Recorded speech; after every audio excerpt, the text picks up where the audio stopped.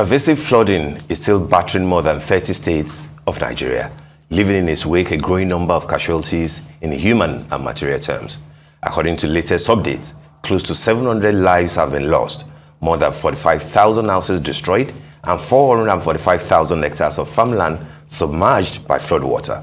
Beyond all of this, not much is being heard about search and rescue teams and what manner of interventions are being made to provide succor to those who are in distress, especially in accessible areas, which brings up the question about what could be done differently to achieve greater success with search and rescue. Would it have been better to deploy the military in line with how emergency handling in other parts of the world? Our guest for a discussion around this matter is Emmanuel, a politician, public affairs analyst, and good governance advocate. He will also help us to situate the appropriateness or otherwise of public criticism trailing INEC's handling of preparations for the 2023 general election. How justify that those criticizing the election management body? You're very welcome, Mr. Mock. Good morning. Thank you very much. Good morning. Welcome. Good morning, viewers too. Thank you. Good morning. Yes. I hope that we're not being too harsh, in our intro when we say that, it looks a bit chaotic, what is happening in Nigeria, especially with the floodings and how response, search and rescue has been slow and possibly weak. What would be your assessment of what's going on? More than 700 lives lost, more than 45,000 homes destroyed, and as you can see, it's a national disaster in more than 30 states of Nigeria.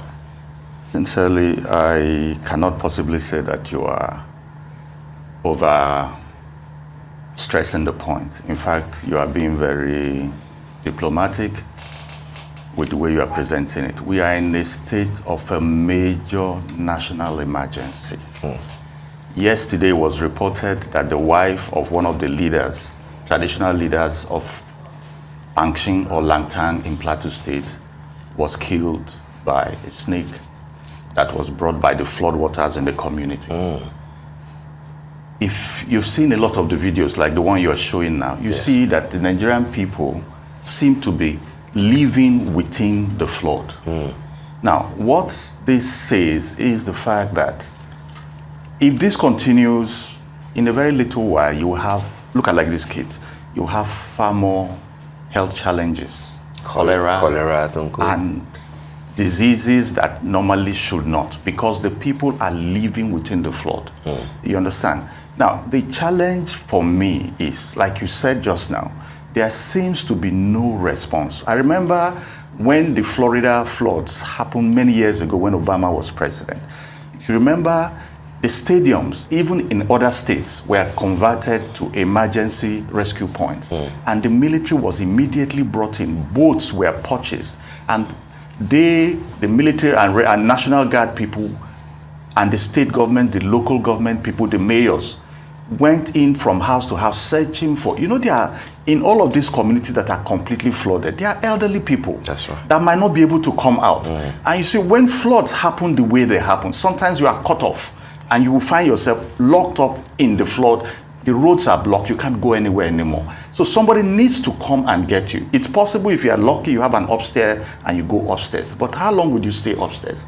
So the truth of the matter is, I don't see any response. In fact, I've written concerning the Ministry of Humanitarian Affairs, who are supposed at this time to be coordinating a major relief effort. And this relief effort is supposed to be on several, fronts. The farms, if 30 states are flooded, which means crops are being destroyed. The best,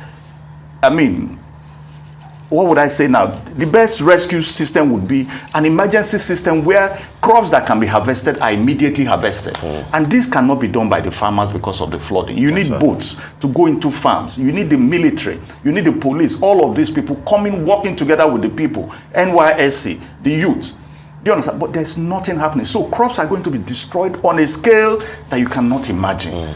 People, we don't even know how many, 600, 400, saying 600 people are dead from this flood is just being unreasonable. With the basic statistics of it is that thousands of people have died and there is no way to know who is missing, who is dead, anywhere. So many bodies washed away by and water. all this would cost money. It's not. I'm not talking now about just food. I'm talking of even bringing the people out of the flooded locations to high ground where you can now provide shelter, feeding, and check them.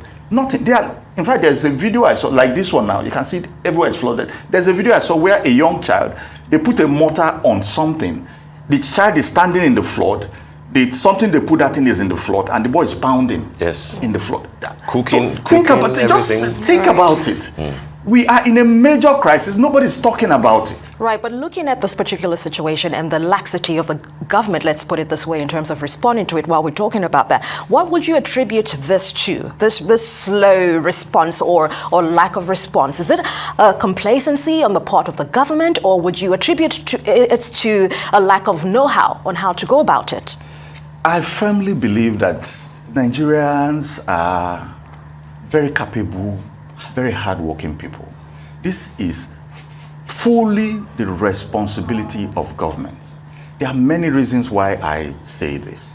See, in a structured government where you have a structured military, structured police, structured local government, state government, federal government, you even have a dedicated ministry for humanitarian affairs. Then you also have NEMA, National Emergency Management Agency. Now, floods have happened. First, they knew the floods were going to happen. The day the Cameroonians opened their dams, they knew that day, because I'm sure the government of Cameroon had warned them beforehand, and because of the devastation, Cameroon would know what's going to happen. Even if you listen to the report, I think I saw an interview either here or some other TV station where the DG of the Nigerian, water management or dams management, something, these people that give advance warning that there might be floods or something, he came and said that they have been following Cameroon on a close watch on this matter. So they knew that this water had been opened, flooding was going to happen. What did NEMA do? To protect, to preserve, to see how this will be managed. Now the communities are flooded. What is NEMA doing? All you hear is monies are being spent for things that just you cannot understand at all. Take like, there's a government in place. Your community, your country is 30 states out of 36 flooded. Now, there's nothing more important than managing the challenges that this flood has brought on. But you don't see anything there. The president traveled for 6 days to Korea for what the Minister of Health could have traveled for, or the Minister of Commerce and Industry could have traveled for, because it was basically a biotech conference. 6 days he went to Korea for.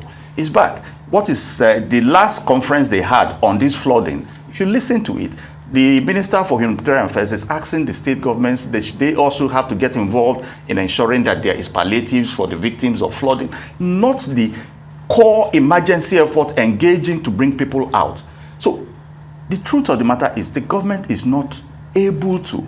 There's incompetence on the side of governance. Not that the people cannot, but you see the scale of what has happened, only government can mobilize the resources required.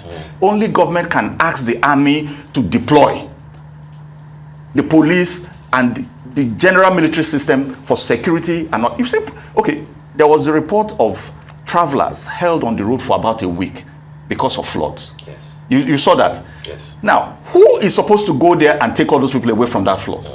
Is government waiting until the flood waters go down, then the people can find their ways and go? But they've been there now for about a week. It happened in Kogi or Benue somewhere. Happened also in Bayelsa, Delta Bayelsa axis. Now, this is the same thing. So what you see is indifference. At whose feet will you place this indifference and incompetence?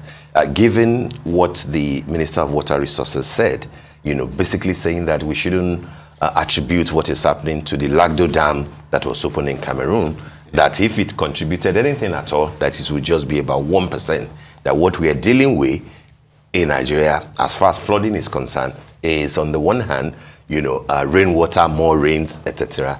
And then there is an act of God, which was what the minister said. So when you have a situation like that, is it possible that, NEMA and all the other security apparatuses that might have been deployed would just simply say, well, if God is involved, why are we bothered? See, first, he's lying. Why do I say he's lying? This year, or let me not say this year, let me say this flooding has taken place or is taking place in the last 3 weeks. That's right. Correct? Correct. In the last 3 weeks, we've not we've not had the kind of flooding or rainfall that would naturally flood Lagos. Because, you know, I've lived in Lagos for almost 40 years. There are times when rain falls and falls. You almost have a week of constant day after day after day of rainfall. Or Nigeria. In the last 3 weeks, we've not had that. The thing that we've had in the last 2 months has been Cameroon opening its dam. And year in, year out, it's become a recurring decimal that at some point Cameroon opens its dams when the dam is overflooded and Nigeria gets flooded. You understand? So there is definite. If it were rains, then the amount of rainfall would be much, much more. Many other places would have flooded, places like Idiaraba, Itire, and such places. The places that are flooded, if you see, are the places in the direction of flow of water coming from the northeast. Okwaba and all those. Do you understand? Those are the areas that are getting flooded. You understand? Even Lekki now, getting flooded. But the general thing that will cause flooding of the whole of Lagos, like places like Ejibo and all of that places, is not happening. You understand? So, first, I believe the Minister of Water Resources is not being completely truthful. This challenge is a major challenge. Whether it's natural or not natural, definitely there is failure of governance. The NEMA, most importantly, has nothing to say that you knew it was going to happen. Yes. Your own hydrological agency warned that it was going to happen. What is your plan in place? People are flooded. We can see they are living in the floods now. What is your response to remove people from those situations? Because the Ministry of Health cannot say it doesn't know that this thing that we are seeing going through is going to cause many other health challenges. Now, snakes are killing people. We don't know whether crocodiles are killing people. It's just, if you ask me on whose leg should I put this, strictly it's on the foot of the head of state. That's the president. Because NEMA is directly under him. The Ministry of Humanitarian Affairs is directly under him. The military is under him. And on a little level, the state governors. Because if you look at what is happening, there's only one person that seems to have taken this as serious as it should. And that's the campaign of the Labour Party presidential candidate who suspended campaign. And you see him going about in boats in communities. Imagine if the state governors are going about in communities and engaging their local government chairmen. Let's now leave the federal government. Say states now.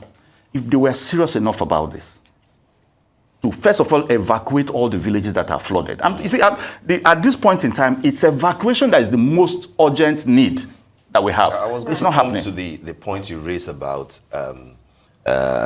state actors leaving the space for presidential candidates, and the Labour candidates, you know, as taking the lead, even though we now have the other candidates from APC and PDP trying to come in and donating money. Where are state governors?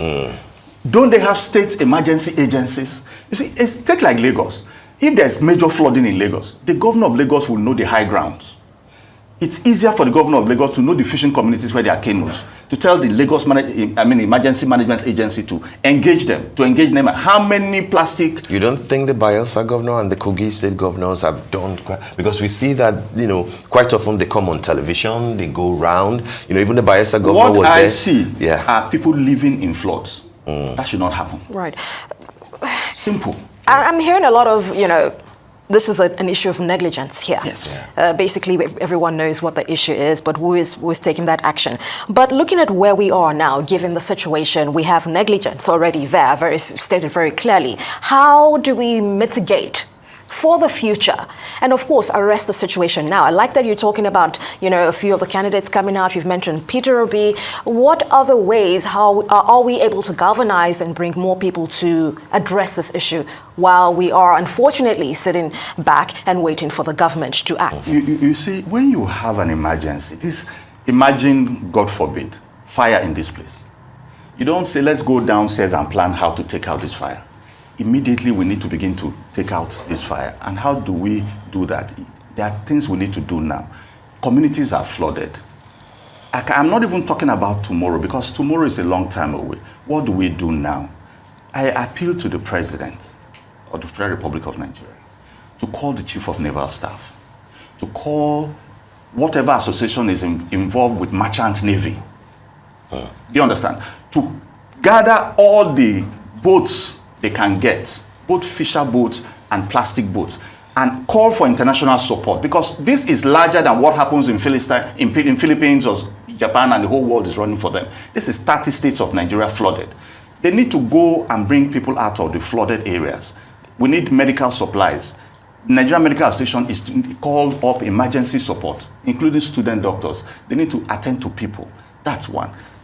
The military is supposed to go into those places and begin to see how to deal with this matter, helping in all of these areas. NEMA is supposed to get involved in this. They need to create shelters, private shelters for people where they can stay. So talking about tomorrow is not there. We have an existential, it's on now. It's the president, it's the governors, and you see the thing there is, a phone call from the president. Now, as we're having this meeting, we mobilize the Nigerian army, we mobilize the Nigerian police, we mobilize the Nigerian Navy into this matter. And then we can see, just look at what is happening to Nigeria. Elections are coming. First of all, you can imagine how many people will remember where their voter cards are in this situation. When 30 states are flooded, the whole village is flooded. Who is thinking of his voter card? Elections are coming. So I don't even see what are we doing, really. The incompetence, the negligence, you see, there's insecurity in Nigeria. Sorry, I'm bringing this, but there's something I want to bring up. There's insecurity in Nigeria. The American government gave a warning to the American people. If you check the advisory of the American government, part of it is engage the American embassy. If you are in Abuja, this is the contact to engage them with. If you're in Lagos, this is the contact to get. Make arrangement for commercial flight to get out of Nigeria if you must. If you don't know how to do that, contact the embassy. Don't know how.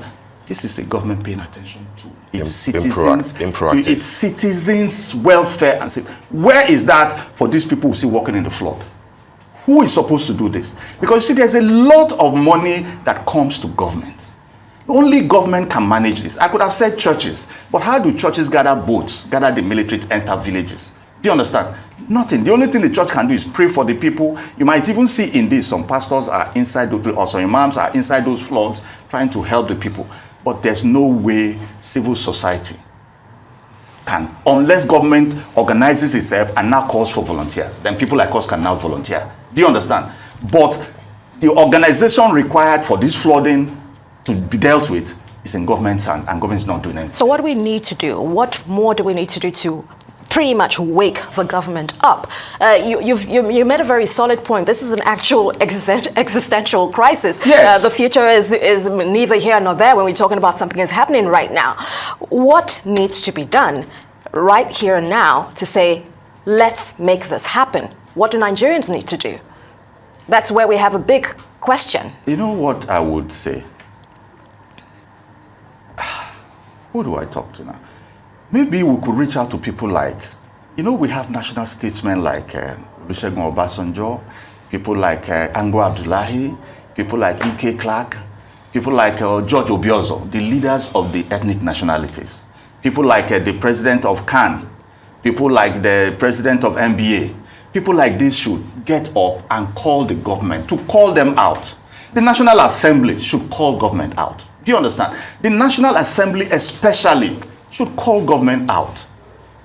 There's so much money these people appropriate. What do you do with the money? Take the Ministry of Social Welfare or whatever they call them. If you check how much money these people say they spend, check NEMA's budget. What do you spend these monies for? Because the day we have actual emergencies, you are nowhere to be found. The next thing you see them bring maybe 2 trailers of rice, and that is it, show it on television, and that billions of naira is going with these people. All right, Mr. Moka, I think you're very spot on when you said the National Assembly. There's no state in Nigeria that does not have representatives in that place, either in the lower house or 3, yes, in the Senate. Yes. But let's shift a bit quickly to matters of politics, and let's dissect the readiness of INEC, the Independent National Electoral Commission. They have told Nigerians that about 93 million people have been registered, and that almost half of those will be students, which means that the youth power will be a major in determining who becomes the president or the governors, etc., in the next general elections in February and March next year. But how do you assess their preparedness? A lot of people are wondering.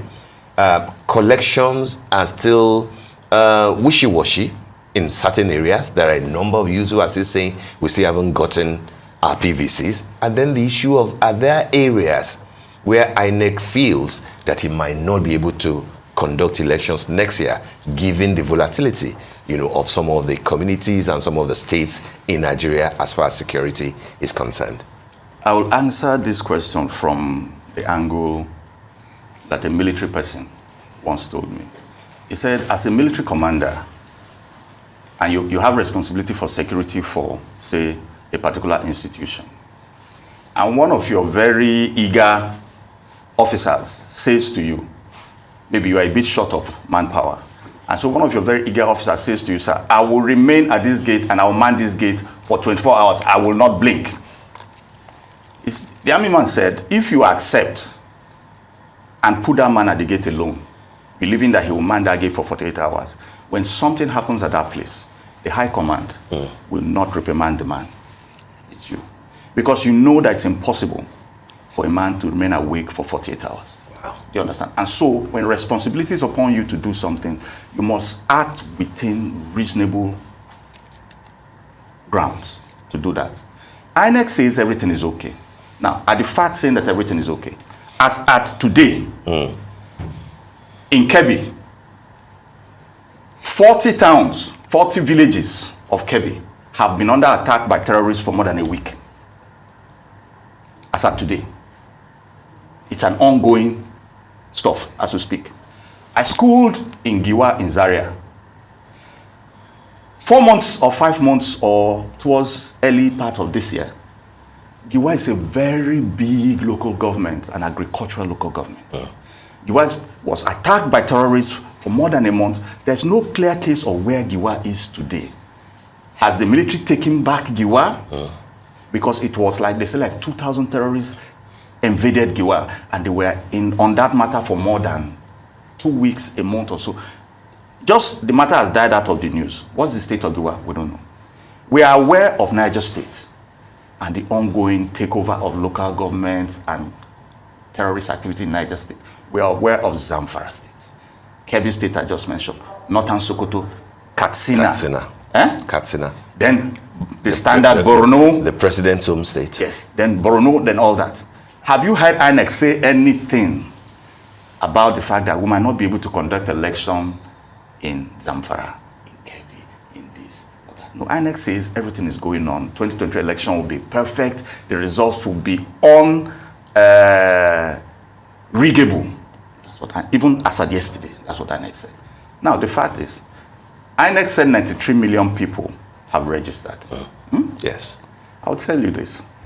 In the 2019 elections, 15 million people were the ones that elected the winner. After the elections, during the research that was made, because they said there was a lot of rigging in many states, especially in Kano State, where the electoral state Erek, his house and his family were burnt. Right?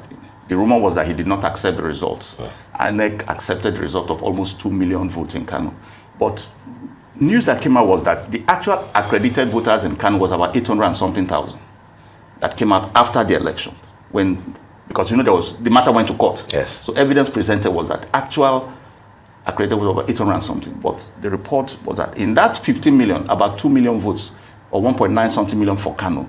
If 800 and something were accredited, and 1.9 million votes, it therefore means that 1 point something million people were in that 15 million votes.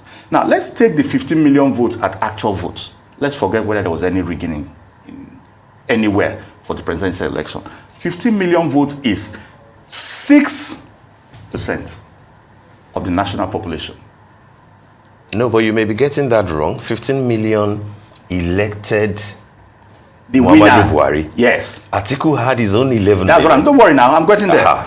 Atiku had about 12 million. Yes. So together it's 25 million. Yes. Together, the 12. And others. Yes. Yes. Together with all the others. Yes. It's about 12 million people that voted in 2019 general election.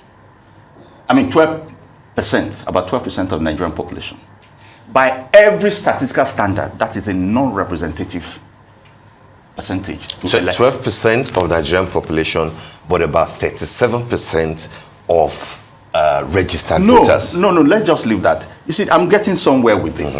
You see, the thing there is, INEC, by its activities, is not competent, and that is why Nigerians of eligible voting age are not able to register, or to collect their voter cards. We were here last time, and I was I put out the fact that INEC is not able to register people. INEC opened an online portal for voter registration, which would have been the best way for masses of Nigerians to register completely.